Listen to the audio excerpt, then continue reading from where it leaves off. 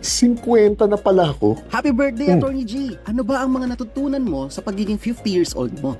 Una, health is wealth. Hindi rin ako naniniwala dito hanggat siningil ako ng katawan ko sa lahat ng pang-aabuso, masamang pagkain at bisyo na ipinasok ko dito. Kaya please lang, alagaan natin ang ating mga katawan. At ang bisyo ay ating iwasan habang tayo ay bata pa lang. Pangalawa, problems never leave. They only get bigger and more complicated. Yumaman ka man o maghirap ka, hindi ka tatantanan ng issues at problema. Kaya habang tayo'y bata pa, matuto na tayong harapin at lutasin ang mga sarili nating problema, imbis na ito'y ating takasan o ipasa sa iba. At ang pangatlo, it's not the end of the world, boy. Hindi porket 50 na tayo ay katapusan na ng mundo. Tingnan niyo ako, sa tanda ko ito at sa sobra kong pribadong tao, akalain mo bang sa social media pa ako'y babato ng tadhana ko? Samantalang ang plano ko lang naman dapat ay magturo, magbanda at magmotorsiklo. Kaya kung hindi niyo pa nakikita ang inyong tadhana, huwag kayong mag-alala at maraming oras pa. Pangalawang buhay ko na ito dahil muntik na akong pumanaw nung kabataan ko dahil sa isang matinding sakit ko. Kaya lubos ako nagpapasalamat sa Diyos at sa inyo na binigyan ninyo ako ng pangalawang pagkakataong mabuhay at makapagturo sa inyo. Maraming salamat po at Gina tayo.